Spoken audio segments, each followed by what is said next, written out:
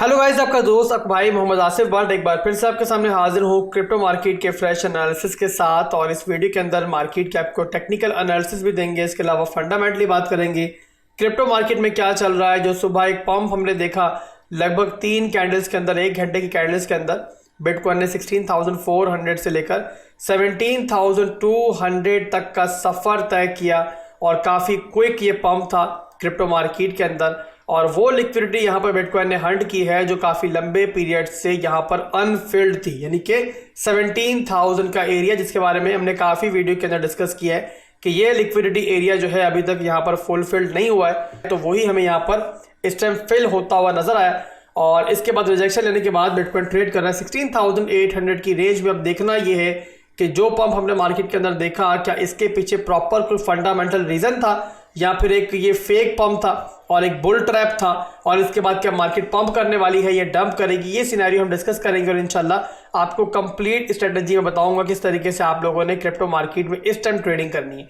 उसी के साथ साथ दोस्तों बिटकॉइन के तो हम एनालिसिस करेंगे ही, साथ में बीएनबी को भी देख लेते हैं कि बीएनबी के में इस टाइम क्या चल रहा है और क्या बीएनबी यहाँ से मजीद पंप कर सकता है या डंप कर सकता है। ये चीज़ें हम डिस्कस करेंगे। और उसके बाद दोस्तों आपको कॉपी ट्रेडिंग जो हमारी चल रही है, काफ़ी कामयाबी के साथ चल रही है, उसका सक्सेस रेट दिखाऊंगा।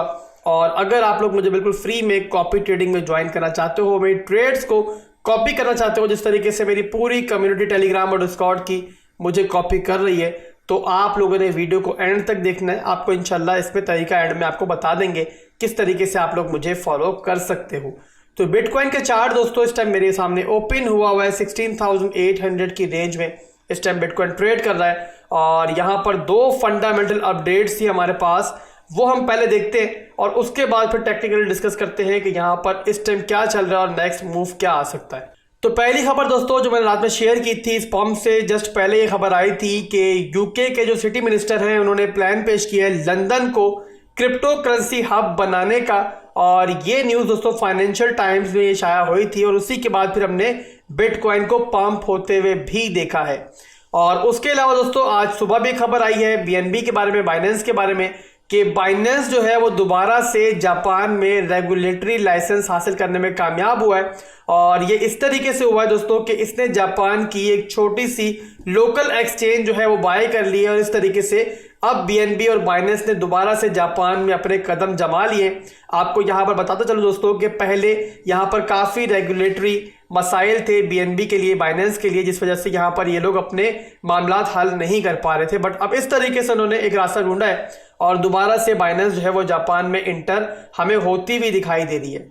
अब यहाँ पर दोस्तों आपको लेके चलते हैं इस फंडामेंटल अपडेट्स के बाद कि इस टाइम टेक्निकली मार्केट में क्या चल रहा है, इन फंडामेंटल अपडेट्स का बीएनबी के ऊपर, बाइनेंस के ऊपर और बाकी क्रिप्टो मार्केट पे क्या असर पड़ सकता है।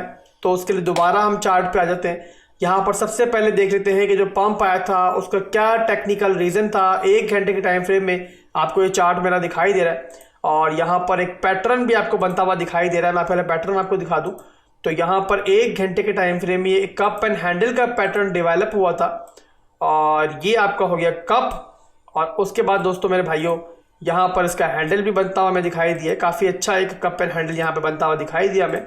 और उसके बाद फिर ब्रेकआउट के बाद यहाँ पर क्रिप्टो मार्केट पंप हुई है। इस अगर कप की बात करें और साइज दे लें इसका तो लगभग 3% का पंप था इस पैटर्न के हिसाब से जो आना चाहिए था। और यहाँ पर देख लेते हैं कितना पंप हमें नजर आया इस पैटर्न से ब्रेकआउट के बाद। तो लगभग मेरे भाइयों वही 3% का, 3.57% का ये पंप था जो ब्रेकआउट के बाद हमें देखने को मिला। और फिर बिटकॉइन ने जाके अपने लिक्विडिटी एरिया को और जो मंथ हाई है हमारा उसको जाके रिटेस्ट किया है और उसके बाद इस टाइम रिजेक्शन ले चुका है। फर्दर आगे डिस्कस करने से पहले कि क्रिप्टो मार्केट का नेक्स्ट मूव क्या हो सकता है, पंप आने वाला, डंप आने वाला है, उससे पहले हम 4 घंटे के टाइम फ्रेम पर भी नजर डाल लेते हैं। 4 घंटे के टाइम फ्रेम के ऊपर हमें एक डिसेंडिंग ट्रायंगल ब्रेकआउट काफी दिनों पहले दिखाई दिया था, जहां मैंने आपको बताया था कि एक यहाँ पर रिटेस्ट हो चुका है और उसके बाद फिर रिटेस्ट होने के बाद भी बिटकॉइन यहाँ पर वॉल्यूम हासिल नहीं कर पाया था और डंप के बाद लगभग 16,000 का एरिया यहाँ पर जाके रिटेस्ट हुआ था। उसके बाद फिर बिटकॉइन ने दोबारा वापसी की थी और अब आपके सामने सूरत हाल है कि 17,000 की जो लिक्विडिटी है वो यहाँ पर बिटकॉइन ऑलरेडी यहाँ पर स्वीप कर चुका है। बिटकॉइन जब 16,000 के एरिया तक डंप हुआ तो वहां पर एक और फंड ने मार्केट को हिट किया, यानी कि ब्लॉकिफाई जो है उसने बैंकरप्सी फाइल की थी। बहुत बड़ी फंड थी। FTX कोलैप्स के बाद अगर बड़ी फंड हम कह सकते हैं तो इसी को कह सकते हैं कि ब्लॉकिफाई का बैंकरप्सी फाइल करना, काफ़ी बड़ी तादाद में लोगों का पैसा यहाँ पर डूबा है। इन्वेस्टर्स काफ़ी परेशान थे और काफ़ी लोग एक्सपेक्ट कर रहे थे कि क्रिप्टो मार्केट मजीद डंप होगी, बिटकॉइन मजीद डंप होगा, कम से कम जो लास्ट बॉटम है उसे तो जाके बिटकॉइन रिटेस्ट करेगा। इसी बेस पर, इस फंडामेंटल खबर की बेस पे काफ़ी लेट शॉर्टर्स ने मार्केट को शॉर्ट किया था 16,000 के एरिया में, और वहाँ पर दोस्तों मार्केट मेकर्स ने, जो एक्सचेंजेस है यानी कि जो स्मार्ट मनी है मार्केट की, उन्होंने अपना गेम खेला और जो लेट शॉर्टर्स थे उनको लिक्विडेट किया इस पंप की सूरत में।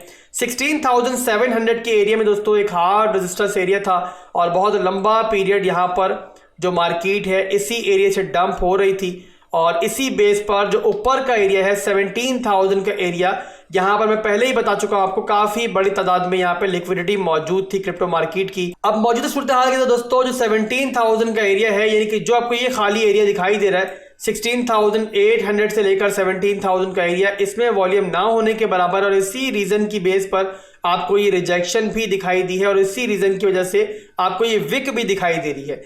इसके बाद बात करें दोस्तों इससे ऊपर के एरिया में, तो यहाँ पर तो सूरत हाल और भी ज्यादा बुरी है और 17,000 से लेकर 18,000 का जो एरिया है वहां पर बिल्कुल ट्रेडिंग वॉल्यूम हमें दिखाई नहीं दे रहा। आपको दिखाई दे रहा होगा बिल्कुल खाली पड़ा हुआ ये एरिया।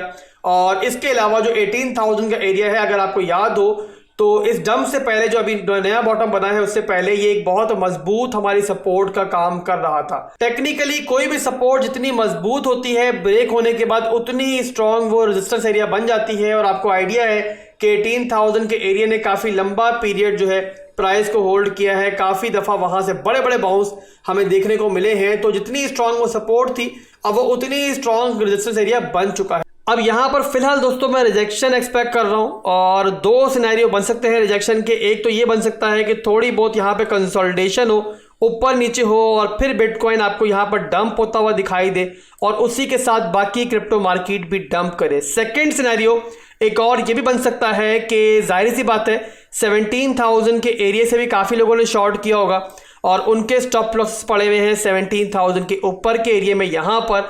तो ऐसा भी पॉसिबल है कि यहाँ पर जो स्मार्ट मनी है उसका पेट अभी भी ना भरा हो और वो एक दो विक्स ऊपर की तरफ मारे, ऊपर की लिक्विडिटी हंट करे, यानी कि 17,500 तक पंप करे और उसके बाद फिर डंप करे। दोनों सूरतों के अंदर फिलहाल मैं यहाँ पर एक डंप ही एक्सपेक्ट कर रहा हूँ और बहुत कम चांसेस मुझे नजर आ रहे हैं कि बिटकॉइन 18,000 का एरिया ब्रेक कर दे। अब यहाँ पर दोस्तों एक और बड़ी फंडामेंटल अपडेट है जिसका डायरेक्ट इंपैक्ट मार्केट पर पड़ेगा। आज के दिन आपको मार्केट बहुत ज्यादा वॉलेटाइल दिखाई दे सकती है।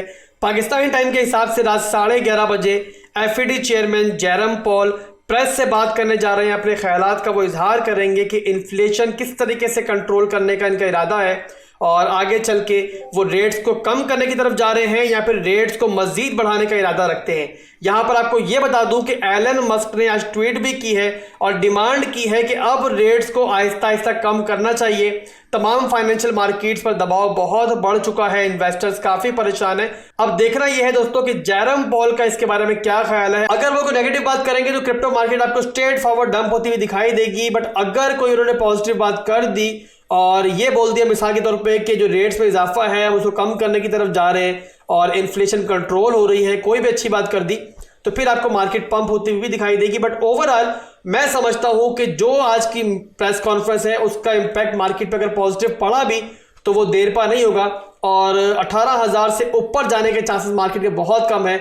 बहुत हद तक चांसेस है कि मार्केट वहां से रिजेक्ट कर जाएगी अगर ऊपर गई भी तो। इसके बाद चलेंगे दोस्तों BNB के चार्ट के ऊपर। BNB काफी अच्छा पंप हुआ है। BTC के पेयर में इसने अपना ऑल टाइम हाई भी पिछले दिनों स्कोर किया है और इसी रीजन की वजह से आप लोग ये डिमांड कर रहे थे कि आसिफ भाई इसके एनालिसिस कर दें, तो वही दोस्तों मैं करने जा रहा हूँ। BNB के पंप होने के दोस्तों एक रीजन ये था कि हुक टोकन ये लॉन्च करने जा रहे हैं। काफी बड़ी तादादों में BNB जो है वो इनकी एक्सचेंज पर लॉक्ड है और कल सुबह जो है ये अनलॉक भी हो जाएंगे। इसी रीजन की वजह से BNB पहले पंप भी कर रहा था और अब थोड़ा आपको दबाव का शिकार भी नजर आ रहा है। टेक्निकली दोस्तों यहाँ पर हमें एक सिमेट्रिकल ट्रायंगल का पैटर्न बनता हुआ दिखाई दे रहा है और सिमेट्रिकल ट्रायंगल के पैटर्न को ट्रेड करने से पहले हमें हमेशा एक ब्रेकआउट या ब्रेकडाउन का वेट करना होता है और इस वक्त सिनेरियो देखो तो यहाँ पर बीएनबी इस सिमेट्रिकल ट्राइंगल की जो सपोर्ट है उसको जाके रिटेस्ट कर रहा है, और अगर यहां से ब्रेकडाउन मिल जाता है तो अच्छी शॉर्ट की अपॉर्चुनिटी हमें मिल सकती है।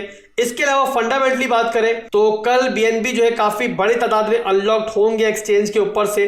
जिन्होंने भी टेम्परेरी हुक टोकन हासिल करने के लिए बीएनबी को बाय किया होगा वो लाके मार्केट में बेचेंगे, तो वहां से सेल प्रेशर आने की वजह से इस पर दबाव भी आएगा। और उसी के साथ साथ अगर बीटीसी ने यहां पे रिजेक्शन ले ली तो फिर आपको बीएनबी काफी अच्छी एक रिट्रेसमेंट लेता हुआ दिखाई दे सकता है। तो बहुत जबरदस्त यहाँ पे एक शॉर्ट की अपॉर्चुनिटी हमें मिल सकती है। कॉपी ट्रेडिंग में कर रहा हूं कल से दोस्तों, और 2 दफा बीएनबी को यहां पर मैं ऑलरेडी शॉर्ट करके आपको प्रॉफिट निकाल के दे भी चुका हूं। इसके अलावा दोस्तों अगर बीटीसी ऊपर की तरफ विक्स मारता है, थोड़ा बहुत पंप होता है, तो साथ में बीएनबी भी ऊपर की तरफ जाएगा, बट तब भी ब्रेकआउट के बाद बीएनबी को मैं लॉन्ग नहीं करूंगा। और उसका रीजन ये है मेरे भाइयों कि एक तो बीएनबी कल अनलॉक्ड होने जा रहे हैं, वहां से सेल प्रेशर आएगा जैसे मैंने पहले आपको बताया, और सेकंड चीज कि 310 से लेकर 315 के एरिया में एक बहुत अच्छी रेजिस्टेंस एरिया है बीएनबी का, वहां से एक बड़ी अच्छी शॉर्ट की पोजीशन हम बिल्ड कर सकते हैं। तो वो मेरी ज्यादा प्रायोरिटी रहेगी बनस्बत इसकी कि छोटे से मूव के लिए मैं बीएनबी के अंदर लॉन्ग का रिस्क लूं। बहरहाल दोस्तों जो भी सिनेरियो बनेगा, अगर कोई ट्रेड सिग्नल बनेगा तो इंशाल्लाह मैं आपको टेलीग्राम और डिस्कॉर्ड पर जरूर उसकी अपडेट दूंगा। अगर आपने टेलीग्राम और डिस्कॉर्ड अभी तक ज्वाइन नहीं किया हुआ तो वीडियो के डिस्क्रिप्शन में लिंक मौजूद है, सिर्फ उन्हीं लिंक्स के थ्रू आप लोग ज्वाइन कर लो मेरी कम्युनिटी को। वहां पर आपको रेगुलर फंडामेंटल एनालिसिस भी मिलते हैं, इसके अलावा ट्रेड सिग्नल्स वगैरह भी देता रहता हूं, और आने वाले दिनों में इंशाल्लाह मजीद रेगुलर सिग्नल्स देने का हमारा इरादा है। तो फौरी तौर पर जाके टेलीग्राम और डिस्कॉर्ड को आप लोग जरूर ज्वाइन करो। इसके बाद चलेंगे दोस्तों कॉपी ट्रेडिंग की तरफ। और कॉपी ट्रेडिंग एक ऐसा फीचर है दोस्तों जिसकी डिमांड आप लोग बहुत लंबे पीरियड से कर रहे थे कि आसिफ भाई कॉपी ट्रेडिंग स्टार्ट करें। इसके थ्रू दोस्तों आपको कुछ नहीं करना होता और सिंपल मुझे फॉलो करना होता है। जो ट्रेड मैं लूंगा वही आपकी भी लग जाएगी, जब मुझे प्रॉफिट होगा तो आपको भी प्रॉफिट होगा। और यहाँ पर ग्रेजुअली हमने स्टार्ट लिया है 100 फॉलोअर्स से।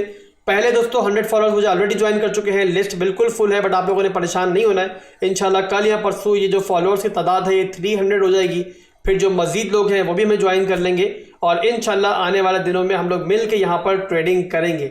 अभी तक की रिपोर्ट की बात करें, कल शाम से हम लोगों ने ट्रेडिंग स्टार्ट की है और अभी तक 7 ट्रेड्स हम लोग ले चुके हैं। 7 की 7 ट्रेड्स अल्हम्दुलिल्लाह प्रॉफिट में हम लोगों ने क्लोज किए। काफ़ी अच्छा प्रॉफिट मेरे फॉलोअर्स ने बनाया है, और वो मिसाल आपने सुनी होगी कि slow and steady wins the race, तो उसी पर हम लोग अमल पैरा हैं और आहिस्ता आहिस्ता मार्केट से प्रॉफिट निकाल रहे हैं। लंबी छोटी प्लानिंग नहीं कर रहे।